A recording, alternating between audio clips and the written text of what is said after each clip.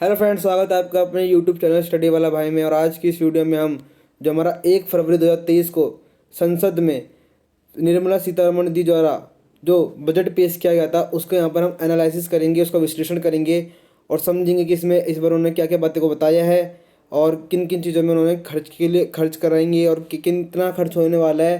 साथ ही साथ हम जो हमारा नया इनकम टैक्स के जो स्लेब आई है उसके बारे को भी समझेंगे, उसको भी समझेंगे उसमें क्या परिवर्तन हुआ है। तो इस वीडियो को ध्यान से देखना और समझना। तो इस वीडियो को शुरू करते हैं। तो जब निर्मला सीतारमण जी अपना जब भाषण देती है, अब क्या उन्होंने 1 घंटे 39 मिनट के आसपास अपना भाषण दिया है। तो उस भाषण में वो क्या शुरू शुरू में कहती हैं, तो वो बोलती है विजन फॉर अमृत काल। तो आपको पता होगी जो 2047 में हमारे भारत को आज़ादी के 100 साल हो जाएंगे पूरे।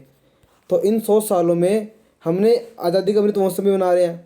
तो 2047 तक भारत को विकसित राष्ट्र बनाने का जो सपना है, जो मुहिम चला रखी है हमारी वर्तमान सरकार ने, उसी को वो बोलते हुए शुरू में अपने भाषण में कि विजन फॉर अमृत काल के साथ वो अपने भाषण की शुरुआत करती हैं और कहती हैं कि इसमें हम 3 बातों पर फोकस लिया गया है। इन जो वो अपने भाषण में और इस बार के बजट में 3 बातों में उन्होंने बहुत ज़्यादा मतलब फोकस किया है कि जो युवाएं हैं उनसे अधिक क्या जिम्मेदारी दी जा सकती है, उन्हें और अधिक क्या जिम्मेदारी दी जा सकती है जिससे कि सरकार जिसकी ओर सरकार अग्रसर भी हो रखी है।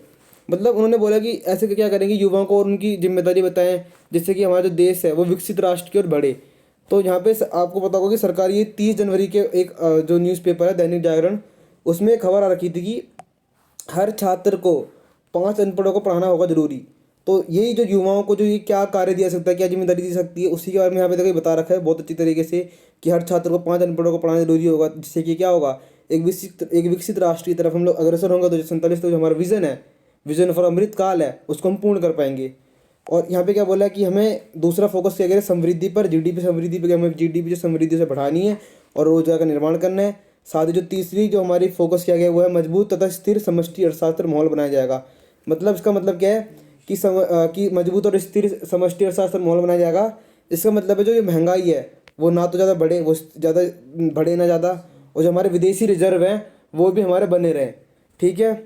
तो जो निर्मला सीतारमण जी थी वो अपने बजट के अपने भाषण में कहती हैं कि आगे बात आते हुए भी कहती हैं कि उन्होंने क्या करा है कि 7 महत्वता जिन पर ध्यान दिया जाएगा, जिसे उन्होंने सप्तऋषि कहा, जो 7 प्रायोरिटीज़ का है। उनमें उन्होंने बताया कि हमारा जो ध्यान है इस बजट पर, उस 7 प्रायोरिटी है हमारी, जिसको उन्होंने सप्तऋषि कहा। तो ये 7 प्रायोरिटी क्या थी कि पहला तो ये था कि जो आखिरी व्यक्ति है उसको भी लाभ पहुँचे, उनकी ये फर्स्ट प्रायोरिटी है इस बजट की। युवा शक्ति पर ध्यान दिया जाना चाहिए, वित्त क्षेत्र पर ध्यान दिया जाना चाहिए, हरित विकास। तो हरित विकास जी जो बहुत ही ज़्यादा इस पर बजट में बहुत ही ज़्यादा फोकस मारा था हरित विकास के ऊपर, जिसके बारे में मैं आपको आगे ही बताऊंगा। अभी यहाँ पे आपको बता रखा कि इसमें भी उन्होंने बहुत ही ज़्यादा फोकस किया है। एक तो उस पर ध्यान देना चाहिए, भारत की क्षमता को और निखारना है, जो भारत की पोटेंशियल है उसको और बढ़ाना है, कैसे बढ़ाया जाए उस पर उन्होंने मतलब ये हमारा बजट का मेन फोकस था। ठीक है। आधारित संरचना तथा निवेश, उस पर भी उन्होंने ध्यान दिया और समावेशी विकास पर उन्होंने क्या बोला, ध्यान दिया था इस बजट में। तो इस सप्तऋषि 7 ध्यान इसमें दिए गए थे जिनमें बहुत ज़्यादा फोकस किया गया, 7 प्रायोरिटी। तो आगे वो क्या कहती हैं, आगे वे भारत द्वारा प्राप्त की गई सफलता का विवरण देती हैं जो इस प्रकार है। तो जो हमारा को पता ही है कि जो बजट शुरू होता है तो उससे पहले जो पिछली उपलब्धियाँ थी, जैसे 2022-23 के बजट की जो उपलब्धियाँ प्राप्त करी हैं उसके बारे में बताते हैं। तो वो कहती हैं कि जो 9 करोड़ पीने योग्य पानी का कनेक्शन ग्रामीण घरों व इलाकों में किया गया है। ठीक है। तो जो पहले की जो स्कीम चलाई थी उन्होंने, उससे क्या हुआ, 9 करोड़ पीने योग्य पानी का कनेक्शन ग्रामीण इलाकों में चला गया है। और एक जो उन्होंने एक योजना चलाई थी, पीएम किसान योजना, इस योजना के तहत रुपये 2.2 लाख करोड़ जो थे वो 14.4 करोड़ किसानों, यहाँ पे करोड़ आएगा, करोड़ किसानों को दिए जा चुके हैं। ठीक है। तो एक उनकी उपलब्धि है। प्रत्येक किसान को 6,000 का यहाँ पे क्या होता है, इस स्कीम के तहत 6,000 का प्रत्येक किसान को आवंटन किया जाता है, मतलब मिलता है उनको। और उन्होंने क्या बोला आगे बताते हुए कि 47.8 करोड़ प्रधानमंत्री जनधन योजना में है। तो 47.8 करोड़ क्या हुआ, प्रधानमंत्री की जो जनधन योजना है उसके अंतर्गत है। और 9.6 करोड़ एलपीजी कनेक्शन उज्ज्वला योजना के तहत किए गए हैं इस एक वार्षिक एक लेखांकन वर्ष में। ठीक है। तो 9.6 करोड़ क्या करें, एलपीजी कनेक्शनों को उज्ज्वला योजना के तहत किए गए हैं इन एक साल में। और साथ में उन्होंने क्या बोला कि 120 करोड़ कोविड टीके लग चुके हैं 102 करोड़ लोगों को। ठीक है। यहाँ पे उन्होंने बताया कि 120 करोड़ कोविड टीके लग चुके हैं 102 करोड़ लोगों को। आगे वे आर्थिक समृद्धि की बात करती हैं। तो वो आगे आर्थिक समृद्धि की बातें करते हैं कि उन्होंने कहा कि ये बजट भारत के 100 वर्ष आज़ादी तक विकसित राष्ट्र बनने के लिए एक ब्लूप्रिंट साझा करता है। तो वो क्या कहना चाहती हैं कि जो वो भी जो बजट बना रही हैं उनका फोकस इस खाली एक लेखांकन वर्ष के लिए नहीं है, बल्कि जो उनके आने वाले जो और वर्ष है जिसके अंतर्गत उनको भारत के जो 100 वर्ष हो जाएंगे आज़ादी के, उसका एक ब्लूप्रिंट तैयार करना भी इस बजट का क्या था, एक मुख्य उद्देश्य था, जिसमें उन्होंने अपने भाषण के द्वारा बताया। उन्होंने कहा कि वर्तमान भारत की समृद्धि दर 7% है। कितनी परसेंट है? 7% उन्होंने बताया भारत की वर्तमान समृद्धि दर। और निर्मला सीतारमण जी ने आगे कहा कि जो वैश्विक हालातों को देखते हुए हमारी जो अर्थव्यवस्था है वह सही दिशा पर है और हम इसमें और अच्छा करेंगे। उन्होंने क्या कहा कि जो हमारी जो अभी आप देख रहे हो कि यूक्रेन न्यूज़ का युद्ध चल रहा है, बहुत ही ज़्यादा इन्फ्लेशन का हुआ है, जो डॉलर है उसकी कीमत बढ़ती जा रही है, तो उसमें वो बताते हैं कि इतनी वैश्विक हालातों के देखते हुए जो हमारी जो अर्थव्यवस्था है भारत की वो सही दिशा पर है। और वो कहते हैं कि हम और भी इसमें अपनी प्रतिभा का विकास करेंगे और अच्छा करेंगे आगे जाके। साथ ही वो कहती है कि हम बेरोज इसमें और साथ ही वो कहती है कि क्या कहती हैं कि वो कहती है कि जो बेरोजगारी है उसमें भी क्या हुई है, कमी आई है। तो यहाँ पे मैं आपको एक ग्राफ द्वारा दिखाना चाहूँगा बेरोजगारी के बारे में। तो ये देखिए, जो ये देख रहे हो आप, ये 2020 की है, जब कोविड था तो उस समय बेरोजगारी 20.9% तक पहुँच गई थी, जो आज कितनी है, 7.2 है। और जो ये बेरोजगारी में जो कमी आई है ये सिर्फ इसमें खाली प्राइवेट सेक्टर की बात की गई है, प्राइवेट जॉब्स की। इसमें सरकार ने कहा है कि सिर्फ प्राइवेट जॉब्स की बात है, इसमें गवर्नमेंट जॉब्स की कोई बात नहीं की गई है, ठीक है। और वो आगे अपनी उपलब्धियाँ बताती है कि जो हमारी जो अर्थव्यवस्था है वो 5th लार्जेस्ट इकोनॉमी, आपको जो पता होगी, बन चुकी है। तो पिछले 10 वर्षों में 10वें स्थान से अब हम क्या है, 5वें स्थान पर। मतलब जो पहले 10 वर्ष थे, पिछले 10 साल पहले हम बात करें तो हमारी अर्थव्यवस्था विश्व में 10वें स्थान पर थी, जबकि वह आज 5वें स्थान पर पहुंच गई है। और प्रति व्यक्ति आय भी क्या हो गया, दुगनी होकर 1.97 लाख हो गई है हमारी प्रति व्यक्ति आय। अब एक और बात करते हैं कि जब हमें G20 की प्रेसिडेंसी मिली है, तो आपको पता है ये बहुत ही ज़्यादा मतलब ट्रेंडिंग टॉपिक है, तो हर कोई बात करता है ये इसकी। तो उन्होंने कहा है कि जो हमें G20 प्रेसिडेंसी है इससे भी क्या होगा, भारत को नए नए अवसर प्रदान होंगे और इससे एक मजबूत राष्ट्र बनने में हमें विभिन्न अवसर प्रदान होगा। और वो तकनीक पे बल देती है। उन्होंने कहा कि अब वो आगे क्या बात करती है कि जो तकनीक पर बल दिया, कि उन्होंने कहा कि समाज तकनीकी युक्त होना चाहिए, सबका साथ सबका विकास। पर उन्होंने क्या किया, इसमें अपने बजट पे बल दिया, अपने भाषण के दौरान उन्होंने ये बात कही। साथ ही उन्होंने अनाज के बारे में क्या कहा है कि अनाज के संबंध में उन्होंने कहा कि कोविड के कारण किसी को अनाज की दिक्कत ना हो, इसलिए सरकार ने क्या करा था, जो 28 महीने थे, पिछले 28 महीने थे, उसमें 80 करोड़ लोगों को अनाज दिया है। और वह जो ये अनाज का आवंटन है जो ये बांट रही है सरकार, वो इस साल भी जारी रखेगी, जिसके अंतर्गत उनको 2 लाख करोड़ का खर्च होगा। कितना करोड़ का? 2 लाख करोड़ का खर्च होगा, जो सरकार ने कहा है कि वो इस साल भी इसे कंटिन्यू रखेगी, इस साल भी इसको चालू रखेगी। बाकी ये बात करें हरित विकास की, तो उन्होंने बोला कि ग्रीन डेवलपमेंट में उन्होंने बहुत ज़्यादा फोकस करा है कि हमें जैविक कृषि करनी चाहिए, फर्टिलाइज़र का यूज़ ना करना चाहिए और ज़्यादा से ज़्यादा हमें नेचुरल रिसोर्सेज पे ध्यान देना चाहिए। तो उन्होंने इससे बहुत फोकस किया और उस पर उन्होंने बहुत अच्छे खासा पैसा भी खर्च करने की बात करी है। तो इन्होंने इस पर ज़्यादा बल देते हुए कहा है कि ये हमारी बजट की प्राथमिकताओं में से एक है, ठीक है। साथ ही उन्होंने कहा है कि हम बहुत सारे कार्यक्रम हरित विकास, ग्रीन ग्रोथ से संबंधित विभिन्न आर्थिक क्षेत्रों में ला रहे हैं और विभिन्न जो सेक्टर है, इकोनॉमिक सेक्टर, उसमें बहुत ही ज़्यादा कार्य वो हरित विकास से संबंधित ला रहे हैं। तो इसका मुख्य उद्देश्य क्या होगा कि ये क्या होगा, ये कार्बन को कम करेगा, तो जो कार्बन की मात्रा है वायुमंडल में से कम करेगा तथा रोजगारों का सृजन भी ये करेगा। इसमें नेचुरल फार्मिंग, जैविक कृषि को बढ़ाना तथा उर्वरकों के प्रयोग को कम करेंगे, इसका मुख्य उद्देश्य रहा है। और इससे संबंधित क्या है, इससे संबंधित एक है PM प्रणाम कार्यक्रम, वो भी क्या होगा, लॉन्च होगा इसी के अंतर्गत, हरित विकास के अंतर्गत, कि हमें हरित विकास को प्राप्त करने के लिए एक कार्यक्रम PM प्रणाम कार्यक्रम वो भी क्या होगा, लॉन्च होगा। आगे बात करते हुए कहती हैं क्लीन प्लांट प्रोग्राम, क्या बोलती हैं वो, क्लीन प्लांट प्रोग्राम कहती हैं हमारी वित्त मंत्री जी। वो कहती हैं कि इसके अंतर्गत सरकार आत्मनिर्भर साफ पौधों का कार्यक्रम लॉन्च करेगी। तो इसमें क्या करेंगी, सरकार जो है वो साफ सुथरे जो साफ पौधे हैं उनका कार्यक्रम लॉन्च करेगी, जिसका उद्देश्य रोग मुक्त गुणवत्ता वाले खेती संबंधित सामग्री उपलब्ध कराई जाएगी।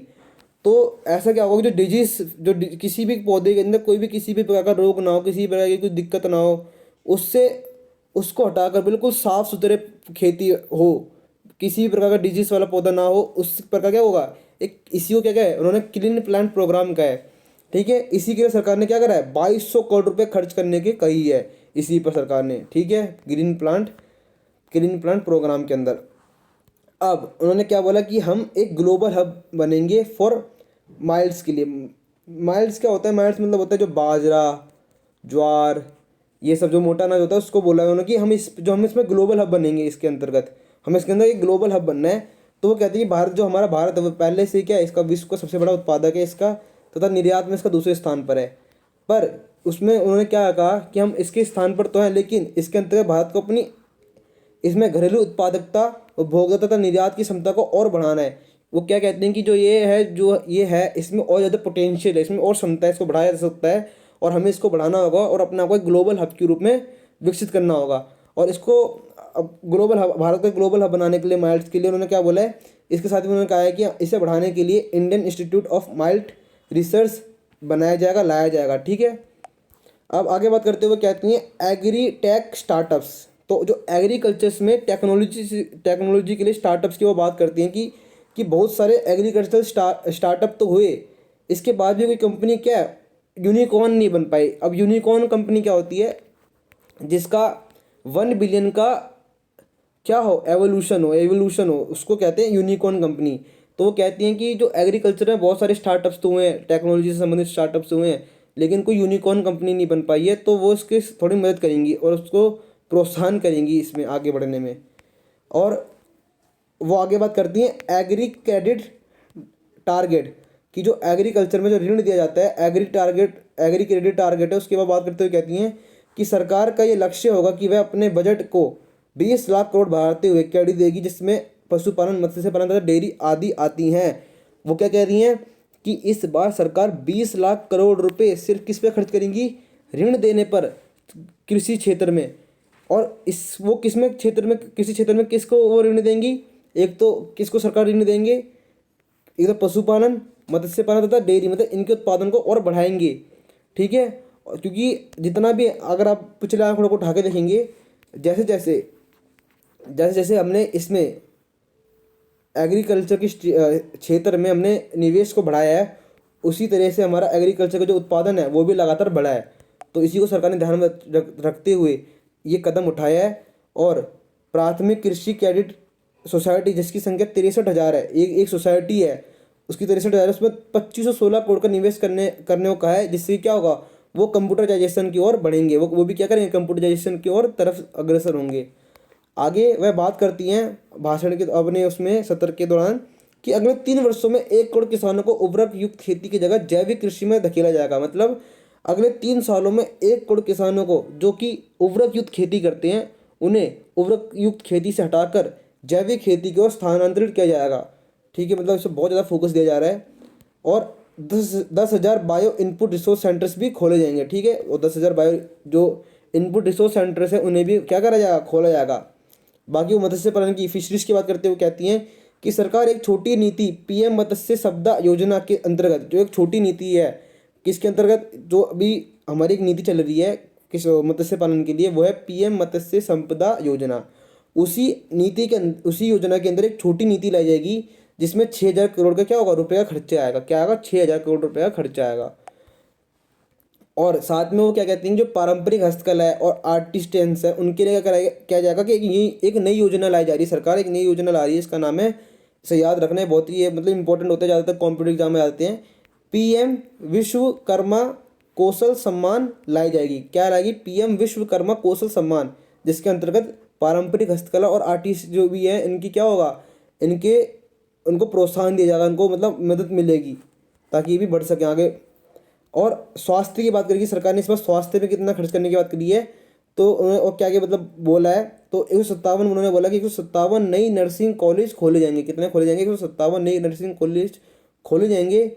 और एक बीमारी है सिकल सेल एनीमिया को 2047 तक क्या बोला है, हटाने की बात करेगी। 2047 तक जो ये बीमारी है इसको पूर्णतः खत्म कर दिया जाएगा। सरकार दवाइयों से संबंधित नए प्रोग्राम शुरू करेगी ताकि इसमें रिसर्च तथा इनोवेशन परिवर्तन किया जा सके। और सरकार जो फार्मेसी है, फार्मा जो है, उसके अंदर क्या करेगी, नए प्रोग्राम शुरू करेगी ताकि जो रिसर्च है और इनोवेशन है उसमें परिवर्तन हो सके इनकी और दवाइयों के अंदर। और स्वास्थ्य में जो पहले 1.4% से अब 1.4% जो जीडीपी का खर्च होता था, उसको बढ़ाकर अब 2.1% कर दिया, जीडीपी बजट बढ़ाया है। और शिक्षा में भी जो पहले 2.8% जो जीडीपी का खर्च था टोटल, उसमें से अब 2.9 खर्च ये कर दिया गया है। तो इसमें स्वास्थ्य में अब जो बजट है वो बढ़ाया है, और साथ ही साथ शिक्षा में भी बजट को बढ़ा दिया गया है। साथ ही साथ सरकार ने एक नई मुहिम भी चलाने की बात करी, जो है राष्ट्रीय डिजिटल पुस्तकालय। तो इसके अंदर क्या है कि जो कोविड में जो लर्निंग लॉस हुआ है ना, उसको सुधारने के लिए एक नेशनल डिजिटल लाइब्रेरी की स्थापना की जाएगी। और इसके अंदर क्या होगा, इसके अंदर कल्चरल बनाना है, मतलब एक तरह से जो पढ़ने की आदत है बच्चों को, उसको एक कल्चरल रूप बनाना इसमें मतलब बोला गया है। मतलब जो बच्चों की पढ़ाई होगी उनको दिक्कत ना हो, और इसलिए उनको क्या होगा, उसकी क्षेत्रीय भाषा हो। मान लो कोई पंजाबी तो पंजाबी में, कोई कोई आंध्र प्रदेश से तो तेलुगु में, कोई तमिलनाडु से तो तमिल में, ऐसे उसकी क्षेत्रीय भाषा जो है उसमें उसको क्या होगा, पढ़ाया जाएगा।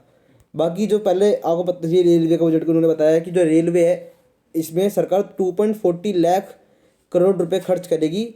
ये 2013 से जो बजट बना था उससे 9 गुना है, मतलब 9 गुना ज़्यादा बजट अब की मतलब बना है। 2.40 लाख करोड़ उसकी तुलना में 9 गुना है।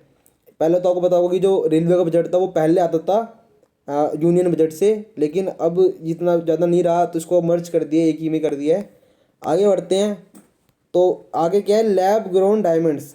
तो यहाँ पर उन्होंने एक बात और करी है कि जो हीरे बनते हैं, जो लैब में हीरे बनते हैं, उसमें भी सरकारों ने उसको भी प्रोत्साहन करने की बात करी है कि जो सरकार लैबों में बनने वाले डायमंड्स है उसको प्रोत्साहित करेगी।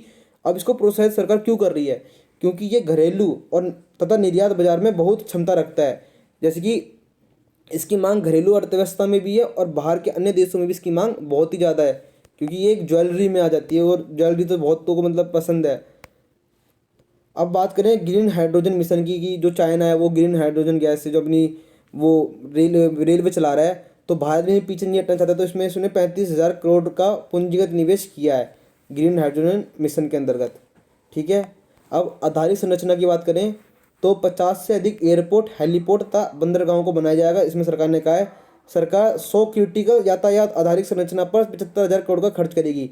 अब 100 क्रिटिकल यातायात कैसे है, तो ये मान लीजिए जो बहुत ही जिसमें पहुंचना बहुत ही मुश्किल है, अनाज का पहुंचना, कहीं दवाइयों का पहुंचना, तो उस क्रिटिकल यातायात को सुगम बनाने के लिए सरकार उसमें 75,000 करोड़ का खर्च करेगी, जिसमें 15,000 करोड़ तो सिर्फ प्राइवेट स्रोतों से ही आएंगे। ठीक है, बहुत ही सिंपल है इसको समझना। अब आगे उन्होंने जो है नई जो योजना है प्रधान जो चलती आ रही है प्रधानमंत्री कौशल विकास योजना, उसको एक नया नाम दिया 4.0। तो प्रधानमंत्री कौशल विकास योजना जो 4.0 है, उसमें क्या कहा गया है कि जो इसमें क्या कहा गया कि जो भारत में जो लोगों की जो बच्चों की जो युवा है उनकी जो प्रतिभा है उनको अंतर्राष्ट्रीय स्तर पर लाया जाएगा। अंतर्राष्ट्रीय स्तर पर उनकी प्रतिभा को निखारा जाएगा, जो उनकी अंतर्राष्ट्रीय प्रतिभा है। और इसके लिए वो 30 राज्यों में क्या करेगी, नए नए सेटअप लगाएंगी, ताकि उनकी प्रतिभाएं जो है वो विकसित हो सके और वो अंतर्राष्ट्रीय स्तर पर अपनी मतलब छवि प्रस्तुत कर सकें। और उन्होंने क्या बोला है, और सरकार क्या कहती है कि इस बार जो उसका बजट है उसमें उनका एक और फोकस क्या होगा, 100 लैब्स वो बनाएंगे ऐप को डेवलप करने के लिए। मतलब सरकार डिजिटल आत्मनिर्भर किसी भी प्रकार से किसी अन्य उसमें ना जाना, तो ऐप को भी डेवलप करने के लिए उन्होंने बात करी है कि इसमें सरकार क्या करेगी, 100 लैब्स को डेवलप करेगी, जिसमें वो क्या करेंगे, ऐप को डेवलप करेंगे। इसमें अवसरों के बढ़ने की वजह है क्योंकि इसमें business models, employment potential employment है तथा अदर ऐप्स को बनाया जाएगा, जिससे आत्मनिर्भर भारत का मतलब एक सपन जो है वो पूरा होगा। ठीक है, तो इसमें ऐप्स को बनाने पे फोकस किया है इसमें बजट के अंतर्गत। अब जो हमारा पूंजीगत, अब ये तो हो गया जो सरकार नीतियाँ बना रही है। अब इसका दूसरा पार्ट समझते हैं कि सरकार ने मतलब क्या क्या बताया, पूंजीगत व्यय। तो जो पूंजीगत व्यय है उसमें लंबी छलांग आई है। अब पूंजीगत व्यय क्या है, पूंजीगत व्यय मतलब जिसमें सरकार का कुछ एसेट का क्रिएशन होता हो, किसी संपत्ति का निर्माण होता हो, कैसे मतलब सड़क का निर्माण होना और अन्य किसी चीज़ का निर्माण होना। तो सरकार कह रही है कि अब सड़क निर्माण ये सब की उसमें क्या कह रही है सरकार, जिससे मतलब किसी भी प्रकार से जिससे भी किसी से संपत्ति का निर्माण होता हो, संपत्ति का निर्माण होता हो या देनदार या तो परिसंपत्ति का निर्माण होता हो, उसी को कहते हैं पूंजीगत व्यय। तो इस वर्ष के जो बजट में है पूंजीगत व्यय में एक बहुत ही लंबी छलांग देखी गई है पिछले बजट के मुकाबले। तो जो पूंजीगत व्यय में अब की बार 33% की छलांग देखी गई है, मतलब ये 10 लाख करोड़ कर दिया गया है। क्या खर्च करने की बोलिए कि इस बार जो खर्च होगा पूंजीगत व्यय में वो 10 लाख करोड़ कर दिया गया है, जो कि 2022-23 में जो पहले 7.5 लाख करोड़ था, किसमें 2023-24 के लिए तो ये कर दिया 10 लाख करोड़, और जो पहले 7.5 लाख करोड़ था 2022-23 के लिए, मतलब 33% की हमें वृद्धि हुई है, लंबी छलांग लगी है। बाकी यहाँ पे देख सकते हैं कि जो अभी ये 10 लाख करोड़ की खर्च करने की बात करिए पूंजीगत व्यय में, 2022-23 में 7.5 लाख करोड़ थी, 2021-22 में 5.4 लाख थी और 2020-21 में 4.3 लाख करोड़ थी। तो आप सोच सकते हैं कि कितनी तेज़ी से यहाँ पे बहुत ही ज़्यादा इसमें मतलब निवेश किया जा रहा है, बार बार खर्च किया जा रहा है। अब बात करें राजकोषीय घाटे की, फिजिकल डेफिसिट की बात करें तो पहले इसको समझते हैं राजकोषीय घाटा क्या होता है। तो राजकोषीय घाटा होता है जो कुल व्यय होता है उसमें से माइनस कर दिया जाता है कुल प्राप्तियों को। मतलब मैं समझाता हूँ, आपकी कुल प्राप्तियों को, सॉरी मतलब उसको, जो आपकी कुल प्राप्तियाँ होती है उसमें से जब आपका कुल व्यय है उसे घटा जाता है, उसी को कहते हैं राजस्व व्यय। उसे क्या कहते हैं? राजस्व व्यय। मान लीजिए आपकी 2,000 रुपये की सैलरी है, या फिर छोड़िए 2,000 की छोड़िए, या फिर आप मान लीजिए आपकी 1,000 रुपये की सैलरी है और आप खर्चा करते हैं 1,500 रुपये, तो आपको कितने का घाटा हो गया? 500 का, -500 का। इसी प्रकार किसी देश की, जो हमारे देश है उसमें फिजिकल डेफिसिट क्या है कि पूरे सरकार जो कितना सरकार को प्राप्त हो रही है आमदनी और सरकार को कितना खर्च हो रहा है, तो उसी को जो अंतर होते थे उसी को क्या कहते हैं? फिजिकल डेफिसिट कहते हैं। तो जो निर्मला सीतारमण जी हैं उन्होंने कहा है कि जो 2023-24 के लिए जो राजकोषीय घाटा है वो 5.9% रहेगा। मतलब कि इस सत्र के लिए, इस लेखांकन वर्ष में जो हमारा फिजिकल डेफिसिट है, राजकोषीय घाटा है, वो 5.9% रहेगा। और जो वर्तमान में मतलब 2022-23 में जो ये क्या था, जी 6.4% था, और अब कितना है? 5.9% रहेगा। और राज्यों के लिए भी ये कहा गया था कि वो जो अपना फिजिकल डेफिसिट है, राजकोष जो उनका घाटा है, उसको 3.5% से ज़्यादा नहीं होना देना चाहिए, उनको नहीं होने देना है, उनको 3.5% तक ही रखना है। सरकार ने इसे, साथ में सरकार ने क्या कहा, जो हमारा फिजिकल डेफिसिट है, राजकोषीय घाटा है, उसको 2025-26 तक क्या कर दिया जाएगा? 2025-26 तक उसको 4.5% करने के लिए भी कहा है कि इसको जो हमारा जो ये फिजिकल डेफिसिट है वो 2025-26 तक से 4.5% कर दिया जाएगा। ठीक है। अब यहाँ पे कुछ चेंजेस हुए हैं पर्सनल इनकम टैक्स के अंतर्गत। तो जो पर्सनल इनकम टैक्स है उसके बारे में आपको पहले बता दूँ कि पहले क्या स्ट्रक्चर था और अब क्या हो गया है। तो जो न्यू इनकम स्लैब्स थी, मतलब वो पहले क्या थी कि जो 5 लाख तक था, जिसकी इनकम थी 5 लाख तक, उस पर कोई भी टैक्स नहीं लगता था। और 5 लाख से फिर 7.5 लाख तक 10% टैक्स लगता था। उसके बाद जैसे जैसे उसकी इनकम बढ़ती थी टैक्स ही बढ़ता जाता था। अब क्या करा है, जो उसकी लिमिट है 5 लाख तक कोई भी टैक्स नहीं लगता था, अब ये कर दिया 7 लाख तक। अब मान लीजिए आपकी इनकम 7 लाख होगी तो आपको कोई भी टैक्स नहीं देना है, जबकि पहले 5 लाख पर आपको टैक्स देना पड़ता था। अब आपको कोई भी टैक्स नहीं देना पड़ेगा 7 लाख पर। लेकिन यहाँ पे कंडीशन है, क्या है? मान लीजिए आपकी 7 लाख इनकम है और 7 लाख से 10,000 भी ज़्यादा होगी, तो मान लीजिए आपकी 10,000 इनकम ज़्यादा होगी, 7,10,000 हो गई। तो अगर आपकी 7,10,000 इनकम हो गई, 7,10,000, तो अब क्या होगा, इस पे टैक्स लगना शुरू हो जाएगा। वो कैसे टैक्स लगना शुरू होगा कि जो आगे जो पहले के जो 0 से 3 लाख होंगे, 0 से 3 लाख होंगे आपकी शुरुआत के, इसी 7 लाख के अंतर्गत, 7,10,000 के अंतर्गत जो आपके शुरू के जो 0 से 3 लाख होंगे उसमें कोई टैक्स नहीं लगेगा। ठीक है। उसके बाद से, उसके बाद जो 3 लाख से ऊपर होंगे, 3 लाख से 5 लाख तक जो होंगे उस पर 5% का टैक्स लगेगा। समझ रहे हो आप? मतलब आपकी मान लो 7 लाख है तो आपको कोई टैक्स नहीं देना। लेकिन 7 लाख से अगर आपकी 10,000 भी या 20,000 भी एक्स्ट्रा हो गई, मान लीजिए आपकी 8 लाख सैलरी हो गई, 8 लाख इनकम हो गई, तो आपको शुरू में जो 3 लाख है, तो 3 लाख में तो आपको कोई टैक्स नहीं देना। ठीक है, उसमें कोई टैक्स नहीं लग रहा। फिर अगर कितने बच गए? 3 लाख में 5 लाख बच गए। फिर इस 3 से 5 लाख में आपको कितने रुपये टैक्स देना पड़ेगा? 5% देना पड़ेगा। अब मान लीजिए और किसी बंदे की इससे ज़्यादा सैलरी हो, ठीक है, तो उसको कैसे देना, उसको कैसे देना पड़ेगा? मान लीजिए किसी व्यक्ति की 6 लाख से अधिक हो जाएगी। मान लीजिए, ये इसको मैं ढंग से समझाता हूँ कि 0 से 3 लाख पर तो कोई टैक्स नहीं देना पड़ेगा अगर 7 लाख से अधिक हो गई तो। मतलब उसी 7 लाख के अंतर्गत 0 से 3 लाख में कोई टैक्स नहीं है। और फिर 3 लाख से अब तक 5 लाख तक उसको देना पड़ेगा 5% का टैक्स। फिर उसके बाद 6 लाख से लेकर 9 लाख तक उसको देना पड़ेगा 10% का टैक्स, जो नहीं बनेगी उसकी रिजीम। फिर उसको 12 लाख से 15 लाख तक देना पड़ेगा 20% का टैक्स। और फिर जब उसके 15 लाख से ऊपर सैलरी होगी तो उसको देना पड़ेगा 30% का टैक्स। तो मान लीजिए यदि आपकी सैलरी 15 लाख से ऊपर है तो आपको कितना परसेंट टैक्स देना पड़ेगा? 30%। मतलब समझ रहे हैं आप? ठीक है, इसको सिंपल है, ये आपको समझ में आया होगा। बहुत से बच्चे इसमें कन्फ्यूजन हो जाते हैं, मतलब बहुत से लोग इसमें कन्फ्यूजन हो जाते हैं। तो समझना है कि 7 लाख तक तो आपका कोई टैक्स नहीं है, लेकिन 7 लाख तक बढ़ते ही, 7,10,000 होते ही, तो उसी 7,10,000 होते ही, 8 लाख होते ही मान लीजिए, तो आपके 0 से 3 लाख पर तो कोई टैक्स नहीं लगेगा। उसके बाद 3 से 5 लाख पर आपका टैक्स लग जाएगा। कितना परसेंट लग जाएगा? 5% टैक्स लग जाएगा उस पर ही। और इसी प्रकार मान लीजिए अगर 20 लाख सैलरी है, 20 लाख है, तो आपका शुरू के 0 से 3 लाख पे कोई टैक्स नहीं। फिर 3 से जब 5 लाख होगा उस पर लगेगा आपका 5% का टैक्स। फिर उसके बाद के 6 से 9 लाख होंगे, उस पर लेंगे 10% का टैक्स। ऐसे करते करते आपको जो टैक्स बनेगा जुड़ जाएगा, और जो आपको टैक्स होगा वो आपको पता चल जाएगा कितना टैक्स आपका बन रहा है। ठीक है। अब मैं बात करते हैं कि जो हमारा बजट है, जो हमारा बजट जो बताया है उसमें पैसा कहाँ से आता है। तो एक होता है कॉरपोरेशन टैक्स, जो कंपनियां भरती हैं, वो 15% तो उधर से आता है। इनकम टैक्स से 15% आता है, जीएसटी से 17% आता है, यूनिकन एक्साइज ड्यूटी से 7% आता है, उधार से सबसे ज़्यादा उधार से आता है, उधार से हमारा 34% आता है, या देनदारी भी इसे कहते हैं। उधार तथा देनदारी से हमारा 34% टैक्स आता है। कस्टम से हमारा 4% आता है। जो हमारी गैर कर प्राप्तियाँ होती है, जो फाइन होते हैं, एसचीट होती हैं, उनसे हमारा 6% टैक्स आता है। और जो नॉन डेबिट कैपिटल रिसिप्ट होती है उसमें हमारा 2% टैक्स आता है। उसमें हमारा 2% क्या आता है, क्या वो हमारे बजट में आता है। तो ये हमारा कुल मिला के 100% बनता है बजट। कि वो पैसा कहाँ से आता है हमारा, तो ये विभिन्न स्रोत हैं जहाँ से हमारा पैसा आता है, और हमारा मतलब पता चलता है हमको कि कहाँ से पैसा आता है। और जो हमारा बजट है उसमें जो पैसा है वो तो हमको पता चल गया वो कहाँ कहाँ से आता है। अब जो बजट है उसका पैसा कहाँ कहाँ जाता है, कैसे कैसे किधर किधर कितना कितना जाता है, तो उसको समझते हैं। तो जो ब्याज का भुगतान है उसमें 20% तो ब्याज का भुगतान होता है। तो अभी आपने 34% का तो आपने ऋण लिया है, उधार लिया है, उसी उधार पर आपको टैक्स चुकाने पर 20% तो उसी का आपको क्या चले जाता है, उसको टैक्स चुकाने में चले जाता है। ठीक है। इसी के साथ सेंट्रली सब जो सेंट्रल द्वारा जो स्पॉन्सर्ड की जाती है स्कीम्स, उसमें 9% चले जाता है। सब्सिडी में 7% चले जाता है। रिक्शा में 8% चले जाता है।